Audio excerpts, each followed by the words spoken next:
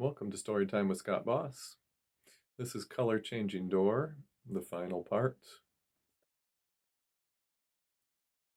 The TV was blaring a commercial for used cars. With each new purchase came a free charcoal grill while supplies lasted. Reggie's stepdad, Tom, crushed a beer can, dropped it on the table, and shook an open hand at the TV. Now that's a deal! He broke into laughter as Reggie stared forward wide-eyed. The doorbell rang, and Margaret, Reggie's mom, was the first to answer it. She saw Jay standing, looking sad and confused. Yes, said Margaret. Is Reggie here? Said Jay, peeking in. Margaret partially closed the door to block its view. And you are? It's me, Jay, his best friend. Margaret's face scrunched up. I think I'd recognize you if you were my son's best friend. Reggie came to the door and saw what was happening. Mom, it's okay, he's a friend. Margaret stepped back. Well, I've just never seen him before. When did you start hanging out? Reggie looked at Jay with a straight face and gave a quick shake of his head. Just recently, he led Jay inside. We're going to go to my room. Reggie, said Margaret, it's getting late. You have school tomorrow. I don't think now's the time for friends to come over. I know, Mom. I just wanted to show him some math homework for tomorrow. Make sure I did it right. Jay's awesome at math. Jay gave Reggie a strange look. Math was his worst subject. Even Reggie's mom knew that. Okay, she said, but just for a few minutes. The boys ran up the stairs and into Reggie's room, closing the door behind them. Dude, said Jay, who is that on your couch? Stepdad, said Reggie. Apparently Mom decided to remarry while I was out today. He's a dick, too. That sucks. Jay looked around, then lowered his voice. My parents weren't at my house anymore. It's not even my house at all. What? Really? Reggie perched on the edge of his bed while Jay sat in his desk chair. Yeah, I tried my key and it didn't work. A guy came to the door with a gun. No clue who he was. I told him my name and he said my parents were in prison. If I didn't get off his property, he was going to shoot me. Prison? For what? Jay shook his head. I don't know. I didn't stick around to ask. Shit, man. We have to get back to that house. Jay was pacing, head down. And do what? Remember what was in the field? Yeah, but we can't. Why? 'Cause your life worked out? My parents are in prison. Reggie pulled his hair back into a ponytail, then dropped it loose. I know, I'm not saying things are perfect. I don't want to go back in there. I'm going to have nightmares about that place. Jay nodded, huffing out his breaths, trying to think of any other solution when Reggie spoke in a quiet voice, just above a whisper. I don't have a sister anymore. What? Her room. It's like other junk and hunting equipment now. No bed or anything. Did you ask? Ask what? Hey, Mom, do I still have a sister? Reggie gripped the side of his bed until his knuckles went white. He was back to a whisper. What if she died? Jay looked at him with cautious eyes. Hopefully not. So then she never existed? Is that better? I don't know, dude. We've screwed something up. We've got to get back to the yellow door, to the way things were before. There were noises coming from downstairs. The boys each put an ear to Reggie's door and listened. Muffled yells could be heard coming from the bottom of the stairs. Margaret was crying, pleading for something. They heard a crashing sound as something hit the floor. More yelling followed, then a door slam. Jay looked at Reggie, then back to the door. You think? Reggie shook his head. I don't want to know. But it's your mom. Reggie shrugged. Maybe. She's not acting the same at all. After a few minutes, a pickup truck started up and pulled out of the driveway. Shortly after, Margaret was knocking at Reggie's door. Reggie opened it to see his mother, forcibly composed. Reggie, it's late. Your friend needs to go. Maybe he can come back on the weekend sometime. But, Mom, Margaret shook her head, her auburn curls shaking side to side with the movement. Her eye makeup was smudged on her cheeks. Come on, Reg. You know how Tom gets. Reggie wanted to say he didn't even know Tom until a couple hours ago. He wanted to say she should know Jay. She should remember picking them up from baseball practice from ages 5 to 10. She was Jay's second mom. It gave Reggie an idea. Can we at least give him a ride home? It's not far, but it's dark out, you know. Margaret looked down the stairs, then back at the boys. Okay, if we're quick. She cut the tails off each word.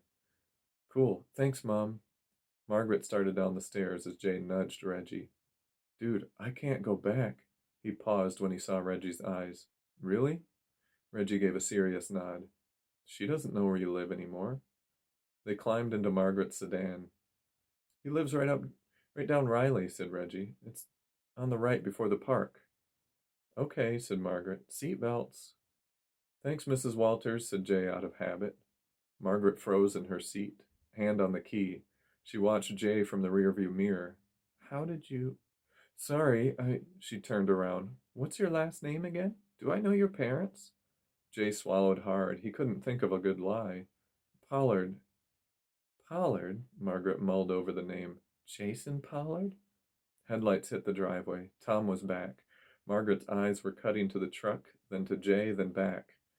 Just give me 1 minute and we'll go. She grabbed her keys and purse and tucked out of the car. Dude, said Reggie, I don't think that's her name anymore. Yeah, I got that. But what about me? What does my name mean to her? They followed Margaret with their eyes as she went to the window of Tom's truck.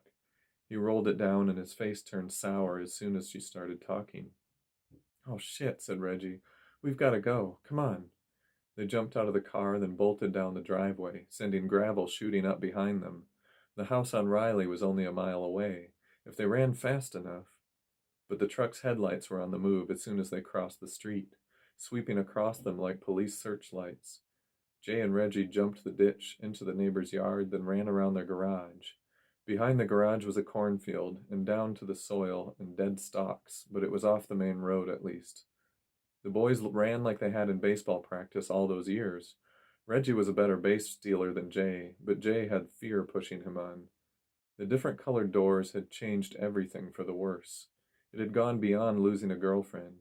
Jay didn't know what he'd done or who he was anymore. The truck tried to follow, but soon they were too far out of the dark to be seen. The boys were breathing hard when they hit Riley.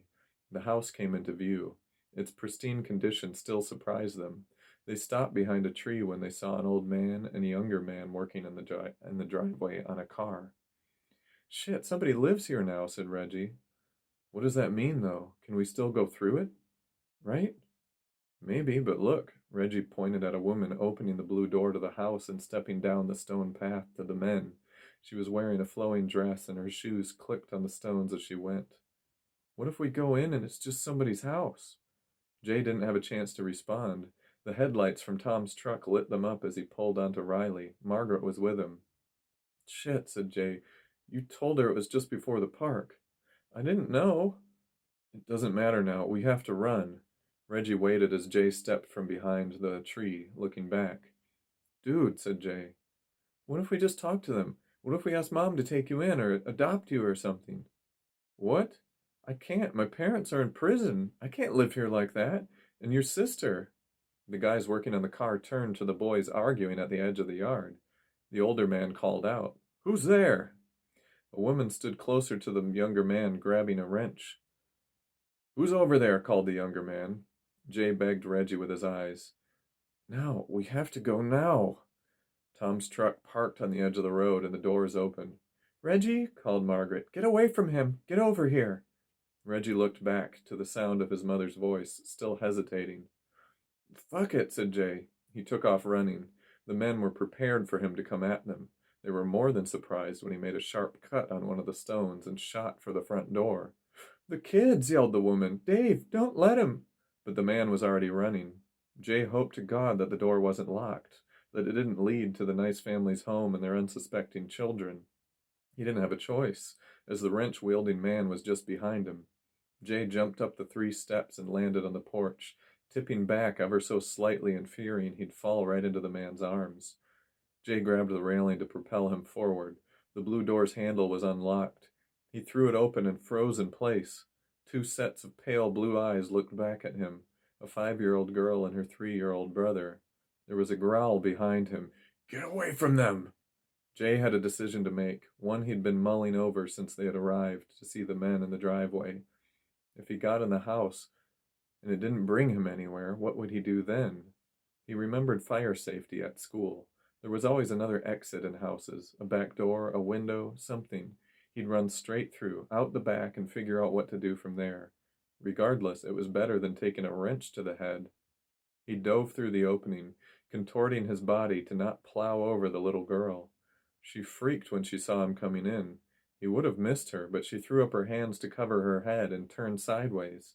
She was directly in Jay's path. Jay put out his hands to soften their collision when he hit the ground. The grass was much softer than what he was expecting. The world inside the blue door was different than before, but it definitely wasn't someone's living room, and there were no kids in sight. He looked back, half expecting to see the father coming down on him with a wrench, but it was just the closed blue door. Jay didn't have time to be relieved, as the sun had gone missing. There were clouds ahead that had reached the bottom of the hill he stood on, and behind him was the edge of the paper white. All the beauty of the sunflower field was gone. It was horror and nothingness. The other mounds were to his right, red in the center and green further down. It was tempting, much simpler than trekking through the field, but he knew it was fool's gold. He knew red would probably get him back to having a house and family, but not Cindy, and who really knew what else had changed? Neither of them spent more than a night in the red door world. Who knew what school would be like, or the rest of their families? And green? So far each door had been worse than the previous one. Who knew what reality would await him behind the green door? Jay knew what he had to do. The yellow door was his reality, and he had to find his way back to it. He didn't see the white eyes down the center path, but he still didn't dare to take it. He realized now the field was in darkness from the clouds and rain, but it was surrounded by the endless white, the edge of reality as far as Jay knew. He didn't know how long that would last. He'd have to go through the field, and his time was now. Jay took off running down the grassy hill and into the rain. It was 10 feet from the first row of sunflowers when he saw the white eyes turn on him. They were at the center path when he tucked in. Jay was soaked, and the wet, slimy sunflowers were not helping. With each bump, they'd rain down soggy, molding seeds onto his head. He brushed them aside, weaving the best he could, but his feet kept slipping in the mud. The stalks supported him, but they were weak from the nonstop rain and no sun. Jay wasn't making the speed he'd hoped for, and when he looked over, he could see the eyes following him in the dark. They didn't get any closer. They stayed steady.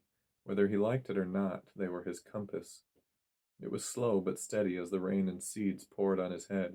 Finally, there was an end in sight. The hill they'd first come down those days ago was coming into view. It was flowing like a waterfall with all the rain. A pool formed at the base. Jay stopped 3 rows short. The beast waded in the pool, facing him, knowing where he was heading.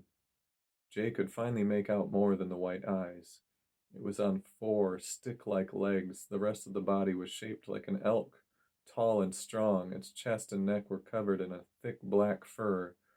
Jay knew he was toast if he went out of the cover of the sunflowers. The beast knew he was there, but it didn't come. It was like it wanted him out in the open. Jay crept to the edge. His shoes were heavy with mud. He shook them off, then bent to remove his socks, never taking his eyes off the waiting beast. He'd have to make his break soon. His breathing had slowed from his initial hike, and he was starting to shiver when the wind hit him. Jay knew his legs would cramp up if he waited much longer. The white eyes had been locked on him. They were the same color as the border of the world he was in. He wondered what the correlation was. Did they want him to stay in one of the other doors? To stay in the field? He wasn't sure, only that behind the beast and up that hill was the yellow door, his door. When he looked back down, the eyes had left him, if ever so slightly, and he knew it was his best chance he would get. Jay planted a foot, still slipping a bit, and stumbled out of the sunflower field. His feet made wet splats as he ran. The beast held its ground, shifting between him and... "Reggie?" Jay said, seeing his friend taking the middle path straight at the beast. "Run!" yelled Reggie. But Jay slowed, watching the game of chicken take place. He couldn't let his friend get taken by the beast. Not after the decision he'd just made to come through the door. Jay turned and headed at the guardian of the yellow door. Its attention was on Reggie until Jay hit the pool. His splashes were louder, and the white eyes turned at the last second to see Jay launching himself feet first. Its head ducked and Jay splashed on his back, sinking under the water. The world went black for a few seconds. The icy water sent him into a shock, and he couldn't wake his muscles enough to get out of the muck. His elbows sunk further down with each push as he tried to keep the water out of his lungs. Reggie's hands gripped Jay's shirt and yanked him above water. Jay was gasping, trying to get his bearings as Reggie yelled at him. Up, up, now, we have to go. Did you? Jay said, looking around for the beast. I don't see it. Let's just go. They scrambled, Jay's legs wobbly, Reggie tugging on his hand. The water ran down around them in streams. There were few good footholds in the mud. Reggie caught a bad spot and face planted halfway up. Jay was there, digging his toes in to find the dirt beneath as he dragged Reggie to his feet again. They trudged the rest of the way until the door was before them, bright yellow, like a beacon in the night. Only the beast was there, perched, waiting. Like the fight below, the climb had all been a game. The friends stood holding hands, still from their climb. The ground beneath them leveled out to wilted grass. The door was 10 feet away, their reality 10 feet away. Leave us alone, yelled Reggie. We just want to go back. You'll never see us again. The beast stood unwavering in the rain. We have to go through it, said Jay. What? It'll kill us. No, I don't think it can, he pointed at the beast. Can you? It let out a growl that made Reggie take a step back, almost slipping down the rolling water. Jay held his arm tight, linking elbows as Reggie regained his footing. Come on, said Jay. They walked forward together, arms still linked. The beast didn't falter. It was directly in front of the door. Jay pushed. Reggie closed his eyes, and they met the beast where it was. They could feel its breath, hot, heavy, fogging the air in front of them. They faced off, neither making a move. Jay examined the beast, its black fur and white eyes that went on forever. Jay felt the world spinning as he was caught in the endless gaze. There were more doors, beyond red, green, and blue. There were all colors inside, all waiting for Jay and Reggie to explore. Maybe we should try a different one, said Jay in a happy tone. Reggie sent a hard elbow into his ribs. Ow, yelled Jay. He blinked and shook his head. Reggie held a hand to shield his eyes and tugged his friend. Right, said Jay. We're going. He pulled Reggie and they passed around the beast as it let out one more growl, tilting its head, eyes widening, offering more doors to explore. Jay grabbed the handle to the yellow door. Reggie couldn't help but look back. The beast was right in his face, head swaying from side to side, acting as a hypnotist's pendulum. Behind it, the storm had cleared. The field of sunflowers was bright yellow and green again. The muddy hill was gone. Which one should we? Said Reggie, slurring his words when Jay pulled so hard that his arm popped. They fell onto the porch of the junk house together. When they looked back, the door was closed. It wasn't bright yellow anymore, but a chipped, faded brown. Are we back? Said Reggie, looking around. The eyes. I know, Jay shook his head. They were so bright. I think... He stopped when he heard. They're here! I knew it! The boys looked up to see Cindy, Jay's girlfriend, and his mom, Nancy, running to the porch. Jay realized their arms were still linked and let Reggie go as they sat up. Cindy grabbed Jay into a hug. We found you! I knew it! I knew you'd be here! Baby, said Nancy, falling onto the porch to hug Jay as well. What happened? Said Cindy. Did someone take you? No, said Jay, looking to Reggie for confirmation. We've just been here. The whole time? The whole time, said Jay. Baby, said Nancy, you've been missing for 2 days. Reggie patted Jay on the shoulder. Saturday, remember? It's Monday, said Jay. Nancy and Cindy shared a concerned look. I skipped school to go out looking for you two, said Cindy. What happened? The boys looked at each other, searching for the best lie. We were just trapped in that crazy old house, said Reggie. Jay nodded in agreement. Neither wanted to ever speak of the beast or the doors again. Is my mom? Reggie said. Nancy put a hand on his shoulder. She's out looking. We'll give her a call and let her know. She looked them over. Are either of you hurt? Did somebody try to... Jay put a hand on hers. No, Mom, we're okay. Reggie agreed, but Nancy still did a full look over, checking for lumps on their heads. When she was satisfied, she motioned her to her car in the driveway and the boys followed. The stone path was gone. The grass was overgrown and wilted. lying on like a bad toupee that they had to tread through. "Mrs. Pollard," said Reggie, "is my mom still single?" Nancy and Cindy broke into laughter. "As far as I know," said Nancy, "unless something's changed in the past few hours." "Good." Jay and Reggie passed the junk house frequently over the next few years. They never crossed the street or even touched the grass on that side of the road.